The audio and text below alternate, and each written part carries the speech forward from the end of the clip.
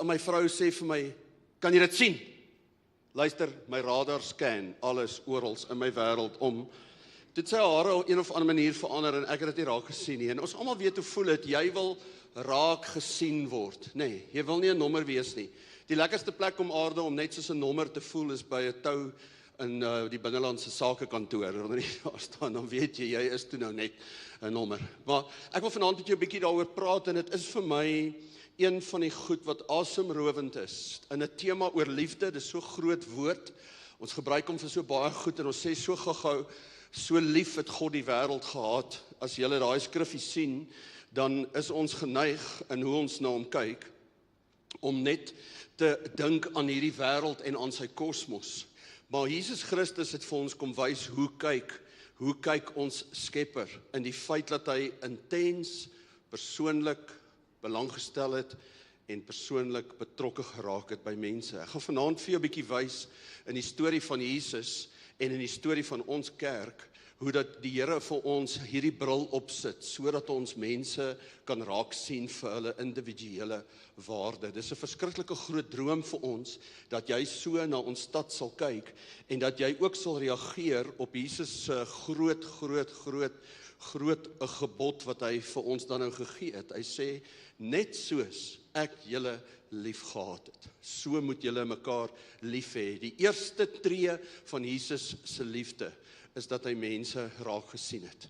Sien jy dit? En ek dink dalk is daar iemand in hierdie vertrek. Vanoggend toe kom iemand na my toe en sê vir my, John, my vriend is in Doksadeo, dis in 'n ander kampus, gaan deur 'n situasie met kanker, maar niemand sien hom raak nie. Miskien sit jy op so 'n plek waar jy aan die einde van vanaand wil kom sê, luister, ek is regtig op 'n plek waar ek nodig het dat iemand 'n bietjie by my moet uitkom en my moet ondersteun. En ek nooi jou, ek sê vir jou, kom praat met ons. Ons leiers is hier voor en daar by die banier aan die einde van die diens gaan daar iemand wees. Maar sien jy dit? Kan jy, wanneer jy na Pretoria kyk, kan jy by die mooi persblommetjies verby kyk? Hoe lekker is dit, hè? Hoe mooi is ons stad nou? Ek weet vir party van julle is dit net gelyk aan eksamenspanning en ek wil net sê genade vir jou. Ek is bly ek het nie geswat nie, want vir my is pers pragtig. En vir jou is dit net pragtig, jy gaan ons alweer. So ek wil regtig ook aan jou dink, ek wil net sê as jy eksamen skryf, waai gou vir my asseblief. Is hier iemand hier in hierdie diens? Hou hom net daar, kan die res van die gehoor net steek julle hande uit, ek ons bid. Elke student het gebed nodig, amen. Nee, ek's ernstig, kom ons bid. Here, ons dankie vir mense wat hier sit vanaand, wat saam met 'n klomp spanning ook besig is om te bou aan 'n toekoms. En ek bid vir u genade, ek bid vir helderheid van verstand, Here, ek vra ook dat u vir hulle net sal kon genade gee in hierdie volgende maand. Geef hulle ook net 'n sense of celebration, dat die voorreg om te kan studeer en om 'n lewe te kan bou, Here, dat ons dit ook sal raak sien in Jesus naam. En almal sê, aha, ons sien julle raak. Een van die eerste groepe mense wat Jesus raak gesien het, was in 'n kategorie wat ek wil beskryf as afgeskeeptes, mense wat letterlik afgeskeep is. Toe ek in Israel was, het ek presies gesien wat hierdie sinnetjie sê, Jewish writings made it clear that the way of a woman is to stay at home. It's the way of a man to go out into the marketplace. En daar's 'n prentjie wat ek nooit sal vergeet nie. Ons sit in die bus en ons is besig om te wag vir 'n toergids in die lopige sinnetjie. Hulle het een of ander issue met voorbehoedmiddels.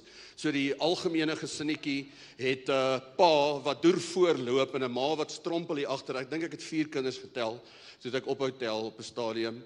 En ek het die prentjie net voor my sien afspeel van wat in Jesus se dag gebeur het. En ek wil gou vir jou sê, daar's hierdie een oomblik waar hy sit en rus en 'n Samaritaanse vrou kom om water te kom haal. Hoor gou haar woorde toe hy met haar praat. Toe hy vir haar sê, "Gee vir my water." Sy vra vir hom, "Wie is jy dat jy 'n man, 'n Joodse man, met my 'n vrou, 'n Samaritaanse vrou, dat jy met my praat?" En in daai vraag hoor jy die hele culture van die dag. Hier is 'n hele groep mense. Ek prys die Here, Jesus het dit kom verander. Dis nie meer die waarheid vandag nie. Ek dank die Here vir hoe reg oor die wêreld, hoe dat 'n vrou se regte en so aangeander word. Maar miskien wil jy in jou gedagtes saam met my net 'n bietjie dink oor wie is dit vandag in Pretoria? Wie is die mense wat in daai kategorie is, wat ernstig afgeskeep word, afgeskeep voel? Weeskinders is die eerste kategorie.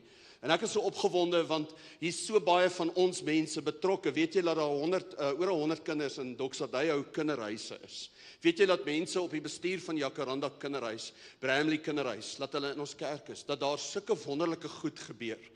Maar ek gaan nou ook vanaand vir jou vra om net jou veiligheidsgordel bietjie vas te maak, want daar gebeur goed in kinderhuise en met kinders se lewens. Jy sien die moeilikheid is, ons kyk na Jacaranda en ons gaan kyk die liggies aan die einde van die jaar en ons gee ons geldjie en dan voel ons het die projek ondersteun. So kom ek by Metamorfo, ons Year of Your Life, en by die laaste aand van Metamorfo staan 'n meisietjie op nou. Net gou 'n stukkie agtergrond. Een van my vriende in die kerk het my gesê, Jan, ek en my vrou wil graag 2 weeskinders sponsor. Het jy geweet dat as 'n kind 18 jaar oud is, mag hulle nie meer in 'n staatskinderhuis wees nie. Hulle word letterlik net, daar gat jy, kry vir jou 'n lewe. En hierdie persoon sê toe, ek sal 2 kinders sponsor vir Metamorfo. En aan die einde van die jaar staan daai kind voor al die ouers en die studente op en sy sê die volgende. Sy sê, ek was in 'n kinderhuis gewees en omtrent by ouderdom 13 word sy aangeneem. En kan jy dink vir iemand wat 13 jaar oud is, wat nie ouers het nie in haglike omstandighede en hier voel sy, I've arrived, dit het vir my gebeur. Ek het 'n familie gekry, net sodat daai pa haar verkrag in die volgende jaar. En sy eindig terug in Doksadei se kinderhuis, dink ek omtrent op ouderdom van 15, en kom stikkend by Metamorfo aan. En dis hoekom ek vir jou sê, maak net jou veiligheidsgordel. Hier en daar moet ek 2 keer sluk vandag, die hele dag op hierdie verhoog, wanneer ek sulke stories vir jou vertel. Want in 1 jaar het ek God se genade gesien in 'n meisietjie se lewe, wat so herstel beleef het, en so hoop gekry het, so beleef het. Jesus het my raak gesien, ek's nie 'n projek nie, ek is 'n individu. En sy vertel haar storie van hoe dat die Here haar gerestoreer het, en haar drome, wat sy gaan najaag, en wat sy gaan doen met haar lewe. Dit was vir my so riveting, so verskriklike storie, dat mense in 'n sisteem deur hierdie kerk raak gesien word op 'n persoonlike vlak. Sien jy dit? Kan jy na hierdie stad se weeskinders kyk, en kan jy hulle potensiaal sien? Kan jy sien dat die Here iets kan doen deur my en jou betrokkenheid in hulle lewe, wat kan maak dat hulle hoop kan hê vir 'n toekoms? Dis wat ek vanaand vir jou wil vra. Nou, ons het 'n baie fascinerende storie, en nou moet jy ook safety belt asseblief. Een van die goed wat Jesus kom doen het, was intense betrokkenheid in rasseverhoudinge. Hy het letterlik, as jy nou die oorlog vat, wat nou in Israel afgeskop het, hy het in sy disippelskapgroep iemand gehad van links van die draad en iemand van regs van die draad. Verstaan jy? Hy het letterlik brûe kom bou, waar mense die heeltyd wou mure bou. As jy daar in Palestina ingaan, in Bethlehem, dan sien jy magtige mure. En Jesus het daai mure kom afbreek. En daar het iets in my lewe gebeur, my en Williana, dat ons bediende se kind en haar kleinkind het deel van ons lewe geword. En toe hulle uiteindelik klaarmaak met skool, ek gaan nou iets van hulle storie vertel, maar toe hulle klaarmaak met skool, toe was ek geskok gewees, hoe dat my swart kinders net so beurse kry en hulp kry, sodat hulle verder kan gaan studeer, maar my wit kinders, ander storie. So wat ek vir jou vandag sê is, kom ons praat nie nou oor rasisme nie, want dit was 30 jaar terug die teenoorgestelde gewees. Kom ons praat nie oor, kom ons praat oor tieners, wat nou die dag, 16 van hulle wil na ons tienerkamp toe gaan, wat nou hierdie week gebeur het.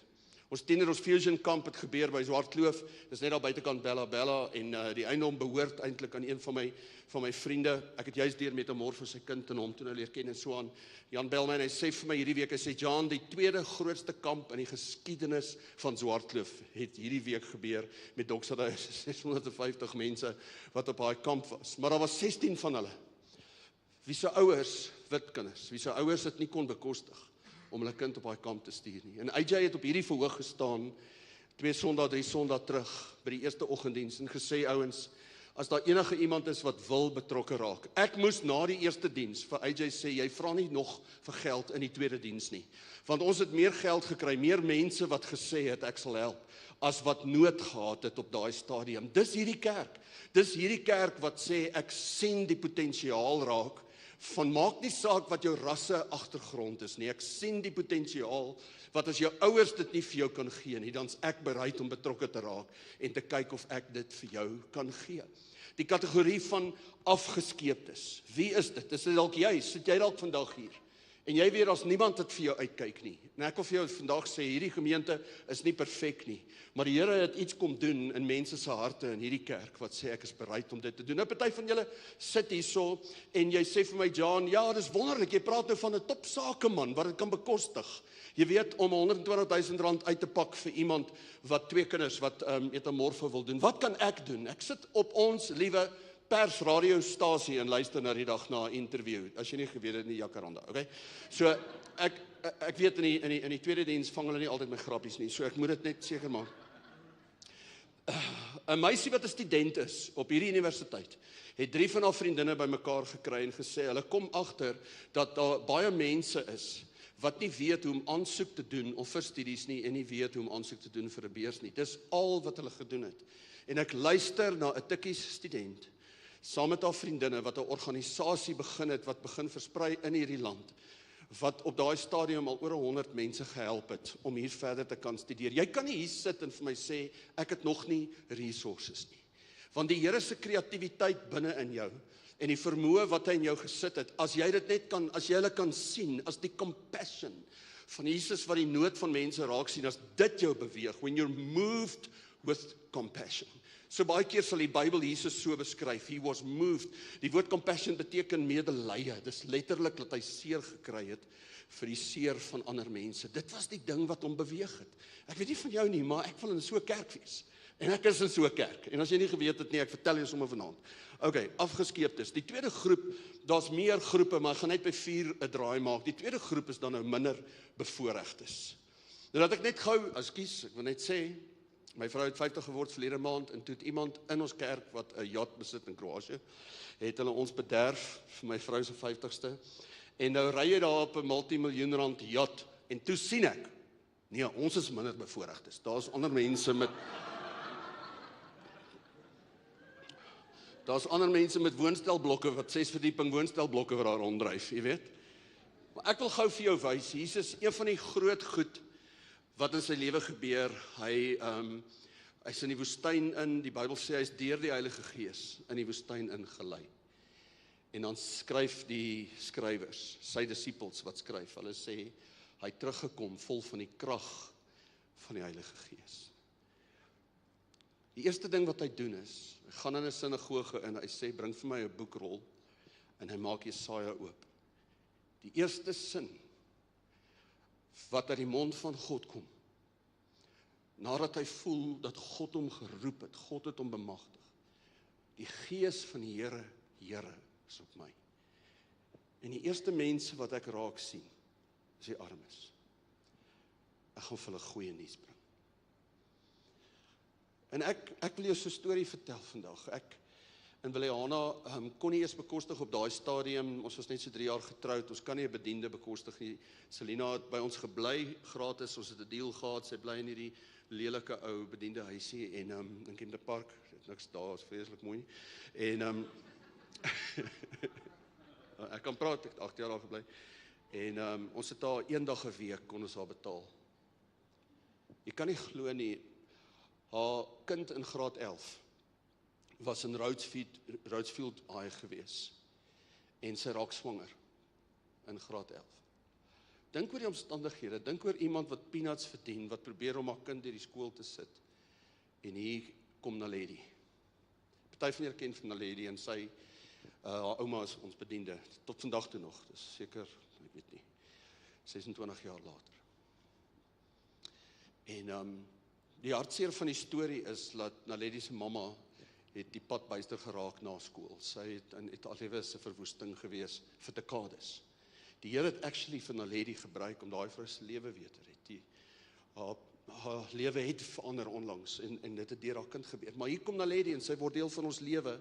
Nou bly sy by haar ouma, ons bly toe nou hierso, en Selina werk elke dag by ons, en al wat sy vra is, sy vra, kan my kind asseblief net na die skool toe gaan waar jou kinders is. Dis al wat sy vra. Nou, Williana het 'n bietjie moeite moes doen, want Naledi was in 'n Engelse skool, sy is in graad 2, sy moes graad 2 oordoen, en sy moes dit in Afrikaans doen, so daar was 'n bietjie moeite geweest. Maar kom ek vertel julle die een ding, wat met ons gebeur het, wat vir my die vraag laat vra, wat is die potensiaal in hierdie vertrek, wat is die potensiaal in my kerk, as mense van Naledies van hierdie dag kan raak sien, soos wat ons al raak gesien het. Selina het nie geweet hoe om die aansoekvorms by 'n laerskool in te vul, sodat hulle vir haar 'n beurs kon gee nie. Daar's beurse vir kinders wie se ouers minder as 'n sekere bedrag per maand verdien. Die staat ondersteun sulke kinders. Dis die grootste geskenk wat ek in Williana vir haar gegee het.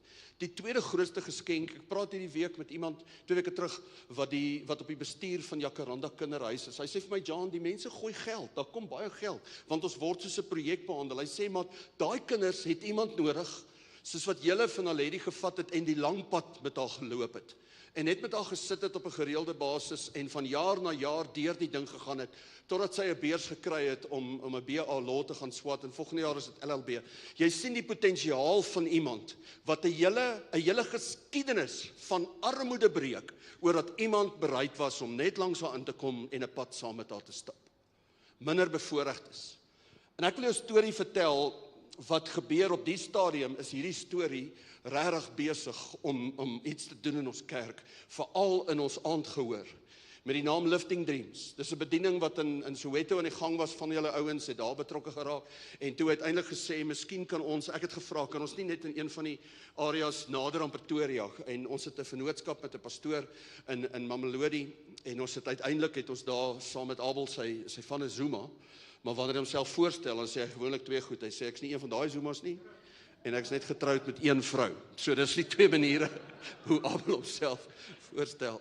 En hier's 'n groep van julle wat 1 keer 'n week op 'n Saterdagoggend, sonder dat ek genoeg detail het, weet ek net dat die groter storie is. Daar word 'n lesie aangebied, wiskunde dink ek in Engels, om net kinders te help. En daai onderwysers, die skoolhoofde, is besig om vir ons te sê, hierdie kinders, vir wie julle 1 keer 'n week raak sien, is besig om beter te presteer as die ander kinders. Dit is net vir my belaglik, dat so klein bietjie aandag so groot impak kan hê. Dit is belaglik. Abel homself, dit was nou nie ons nie, maar Abel homself is maar net 'n pastoor hier in Mamelodi, uit verlede maand sy doktersgraad in Amerika gaan kry.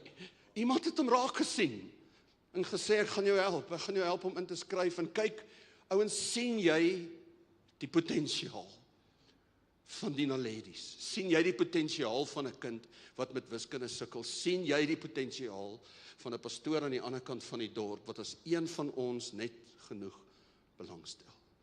Dat ons sal sien dat 'n hele geskiedenis van minder bevoorregtheid aangespreek kan word en kan verander. Daai tweede een raas staan, dit is verskriklik. As jy eendag jou eie kinders het, gaan jy weet waarvan ek nou praat.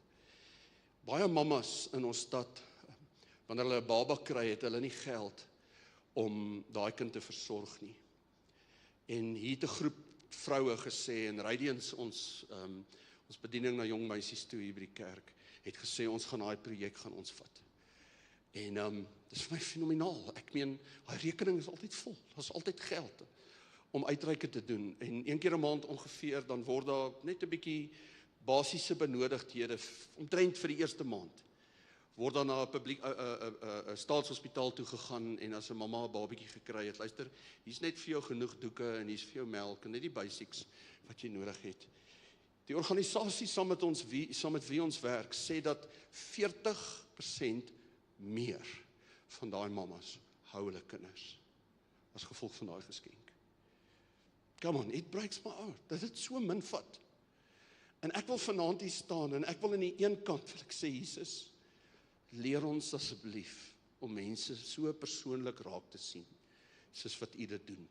Daai is nie projekte nie, daai is mense, wie se toekoms verander, oor mense soos ek en jy, Jesus se liefde vir hulle vat. Die laaste groep, wat ek vanaand oor wil praat, noem ek verwerptes. Daar kom 'n melaatse man by Jesus, en voor hy hom genees, vat hy hom. Nou jy moet net gou die self-talk hoor, van die groepie, wat rondom Jesus gestaan het. Dit was iets in die rigting van, is jy van jou sinne beroof? Dit was iets in daai lyn. Is jy bedingest? Niemand vat aan 'n melaatse nie. Jesus het 'n beweging begin, wat naby kom aan hulle, aan wie niemand anders naby wil kom. En ek is so dankbaar, ek sê vir julle, hierdie kerk is nie perfek nie, ons maak baie foute, ons is nie perfek nie, maar ek is so dankbaar, dat daar sulke mense in hierdie vertrek sit, en deel van hierdie bediening is, wat bereid is, as niemand wil naby kom nie, ek sal naby kom. Een van die ander groepe mense, wat absoluut uitgestoot is deur die samelewing, word in hierdie volgende prent uitgebeeld. Ek gaan vir jou 'n skildery wys, hy's omtrent so groot soos hierdie skerm. Toe ek in Israel was, in 'n kapel, toe is die hele muur geverf, met dit wat ek nou vir jou gaan wys. Dit is 'n mural, en ek wil, soos wat ek en jy saam na hom kyk, gaan ek net vir jou vra, wat sien jy? Kyk saam met my asseblief. So, begin hier links, en jy sal sien, so is 'n soldaat se skoene, so, jy sien onmiddellik net hoe dat die soldate moes 'n bietjie crowd control doen. Jesus was so verdring, jy sien nie baie voete, dan kyk jy na sy voete, daar waar die staf is, en is gewone voete, kom in. Hy was 'n gewone mens gewees. Maar dan sien jy 'n hand wat hier deurkom, en as die lig reg was, dan sou jy gesien het, die skilder het daai hand geteken, met die are wat so staan, en jy kan sommer sien, hierdie mens is nie gesond nie, en daai oomblik wat sy aan sy kleed geraak het, daar was soveel getuies, wat na die tyd die storie vertel, dat vir 35 jaar of 36 jaar, hoeveel jare, in die 30's, het hierdie vrou konstant aan bloedvloeiing gelei. Niemand wou naby haar kom nie. Ek kan nie dink hoeveel siekte en hoeveel smarte 3 dekades verteenwoordig het nie. En wat doen die Here? Hy stop die skare. Hy druk daai celebrity status, druk hy onder sy voete in, en hy vra, waar is daai mens wat nou aan my geraak het? En hy sien haar raak. En hy spreek genade oor haar uit. En ek is net so, dit is my so aangrypend, en hierdie skildery, ons het daar gesit, en dit was 'n verskriklike oomblik vir ons, maar dan vra ek vir myself, wie's daai mense vir my? Wie's daai mense wat as ek na hulle kyk, dan voel ek net, ek wil nie. Nou, ek gaan vir julle een van daai groepe vertel. Hulle is studente op hierdie universiteit, en elke geleentheid wat daar social is daar een plan, en dis om so gesyp te raak, dat ek uitpaas. En ek wil net vir jou sê, John, in my mens wees, terwyl dat my dogters in hulle 20's is, kan ek nie dink, dat daar sulke mans op hierdie planeet is nie. En daar is. En vir my voel dit, ek wil nie daar naby kom nie. Maar iets van wie Jesus is, het 'n bediening, wat in hierdie plek bekend staan as die Red Frogs. Nou, ek gaan nog eendag vir hulle vra, wat is dit met 'n rooi palla? Ek wil net sê, miskien as jy gesyp is, dan is dit 'n mooi prentjie, maar in elk geval, elke social wat daar op hierdie universiteit formeel gereël word, is daar van julle, van ons, wat daar opdaag met 'n bottel water vir iemand wat gedehidreer is van die alkohol. Daar's iemand wat sê, hoorie, kom ons kyk net, as jy kan praat, waar bly jy? Laat ek jou net by jou huis uitbring. En dit is my so aangrypend, dat mense bereid is om te sê, I will touch the untouchables. Ek sal hulle wat walglike goed doen, nie afskryf nie. Sal daar betrokke raak. Dit is so beautiful. Ek was self op so uitreik al gewees en deel gewees van daai moment, en dit skree in my binneste. Ek kan nie glo wat julle doen nie. Maar dan skree dit ook in my binneste. Ek kan nie glo hoeveel liefde jy nodig het nie. Dis interessante gesprekke al gewees, hoor, heerlikheid. Nee, ons het al groot wêreldkrisisse opgelos in daai gesprekke, maar ek wil vanaand afsluit met 2 stories. Die een gaan ek jou vertel, en die ander ene gaan op video wees. Hierdie is weer een van daai, ek's jammer, ek maak seker grappies tussenin, net om die gewig van hierdie kuier vanaand net so bietjie te lig. So ek gaan nou vir jou 'n video wys van wat die Here met die Britte doen. As God met 'n Brit kan werk, dan kan hy met enige iemand werk. Okay, so as daar sulke grappies uitkom, ek manage 'n bietjie my spanning. Ek manage net my spanning. Dis die lekker ding van Afrikaners, ons maak geen onderskeid nie, we hate all others equally. So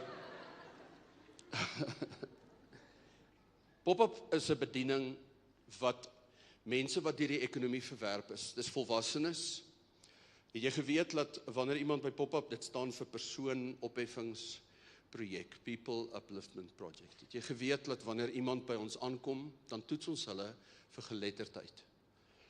En jou twee elemente, onder andere, is Engels en wiskunde. Die average, ek wil hê jy moet raai op watter graad meet die average volwassene van my en jou stad, wat by pop-up opdaag. Ons het 1000 mense deur ons hande hierdie jaar.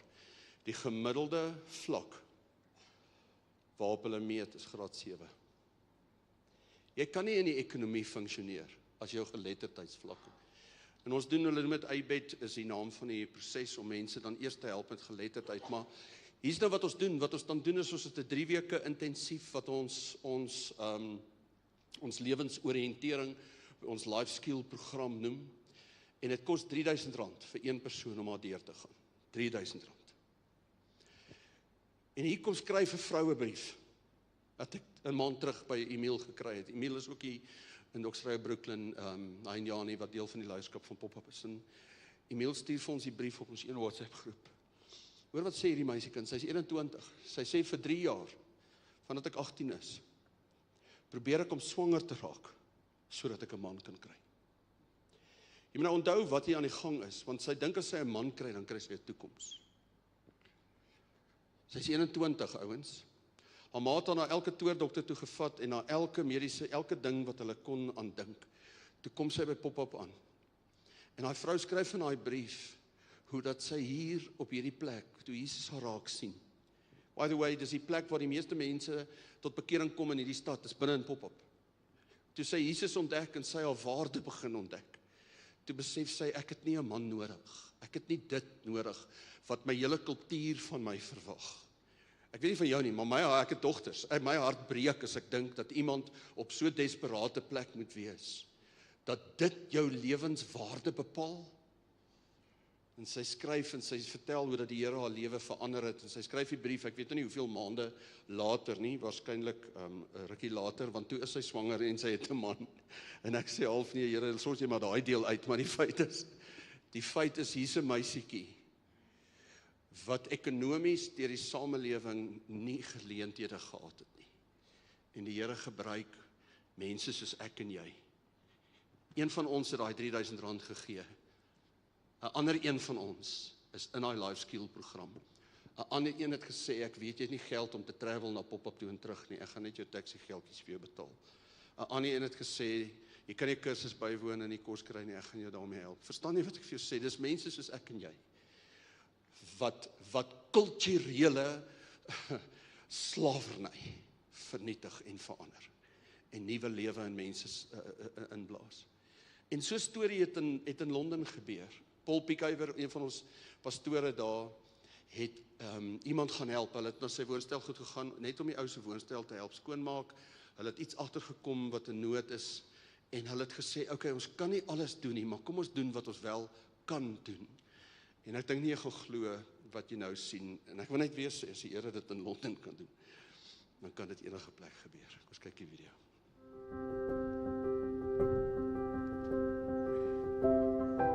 This is the coronation stone in Kingston upon Thames in southwest London. It's where the first 7 Saxon kings of England were crowned, and it's what gives this area its royal connection. It's the royal borough of Kingston upon Thames. Hi, I'm Paul Pickhaver and I lead City Changer Projects, which is part of Oktober Community Church here in London.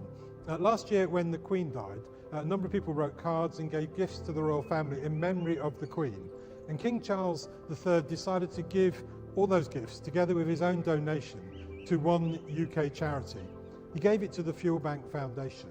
It's a charity that we are part of as City Changer Projects here in Kingston. We started it as a pilot here some years ago. 12 years ago here in Kingston, we set up something called Kingston Food Bank to help people who were just struggling financially and couldn't put enough food on the table. There was a young man who came for help at that food bank, who also told us he couldn't pay for the gas and electricity at his home. And we discovered that people were struggling with these eating and heating. How could they make both work? And we went to spend some time with that young man, cleaned up his flat, and had a conversation, discovered that he was in arrears with his energy company. And we tried to get him some help to get his debts written off. And actually the energy company said no. And it led to me writing them to say that there were some things that were unfair. It seemed like he was paying far more per unit for his gas and electricity than I was, because he couldn't pay by direct debit. He was having to pay as the bills came. In the winter months, he was paying really high bills. And so I wrote a letter to the chief exec of that energy company, one of the biggest energy companies in the UK. And I got a reply. And the reply told me that they were doing some good things they thought to help people who were struggling, but that we'd raised some important points and could we start a conversation. That resulted in me inviting them to come to Kingston, come and meet this young man, come and see what we were doing about food and was there something we could do with fuel. That conversation led to a pilot being agreed to start here in Kingston. And so in April 2015, we gave away the very first energy voucher under something then called Empower Fuel Bank. That energy company set up a charitable foundation and asked if I would go and speak at its launch to see how this could grow from not just being a local pilot, but a national project. Today, the Fuel Bank Foundation is the only UK charity that gives crisis support to families who are struggling with prepayment meters, paying as you go. And they've given away millions and millions of pounds. And yet it all started here just because we went to meet the needs of one person. You know, our starting point in this whole thing wasn't to set up some big national program of things that would attract millions of pounds and change situations for people right across this country. Hundreds of thousands of people have had help. Actually, all we wanted to do was to show love for one person.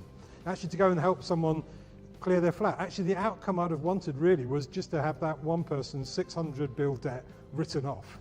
And that's all we did. We went on that journey just to see if that could happen. And yet we saw so much more happen. We didn't wait for something to be big before we started doing it. We just started with the small thing. Let's write one letter. Let's help one person. And we saw some incredible things happen. I think that showed for us what God is like. We just move and show love, and he just comes and shows his love. And that's always so much more. One of the things we did at a point is we made a video for the energy company so they could tell the story to their staff. I think it cost them £20,000. It wasn't a bigger sum of money for them. And all their staff, 600 people, got to hear the story. The next year they did their staff satisfaction survey and their stats went through the roof. They'd never had reports about how well they were doing as a company from their staff until they told the story of what that company was doing for some of the poorest people. One of the amazing things for me, you know, was that first day I would go to someone's house, they're struggling and just went to clean a flat. And yet when this project had launched, it was recognised by the Prime Minister and by the Queen. And I found myself invited to a palace to receive an award in recognition for this project. And yet it started so small, I'd never seen it could go to what it became. It's amazing what God does when we just move and take action with the things that we have. We see something that we think, this isn't right, this isn't fair, this seems wrong. What does it look like when God shows up and he begins to put things right? And we talk and dream about seeing cities transformed and communities transformed by love. I think through this story of Fuel Bank, we just saw that happen. And so today we are still part of that. Every week through the projects we run here, we're able to give away a voucher, a very simple thing. It doesn't matter which energy company those people are with. They get £50, they're able to go home and the lights are back on, the heating is back on, they can cook the food that we've given them. Often those moments are tears because people don't know it's happening. And so we're just so thankful to God that we have in our hands now these tools to help, give real practical help, knowing that this is something God has opened for us to be able to do, and we can show his love in these practical ways.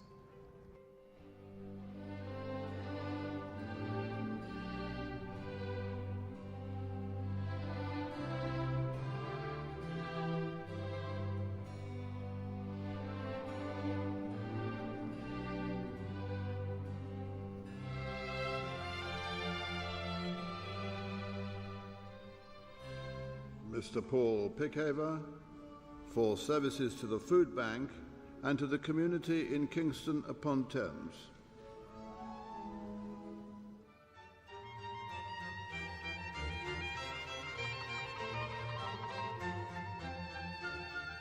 I think one of the most important aspects of an investorship is to be able to reward in a suitable way the selfless service and dedication of so many of these remarkable people. People who've dedicated their lives in all sorts of sort of unseen areas.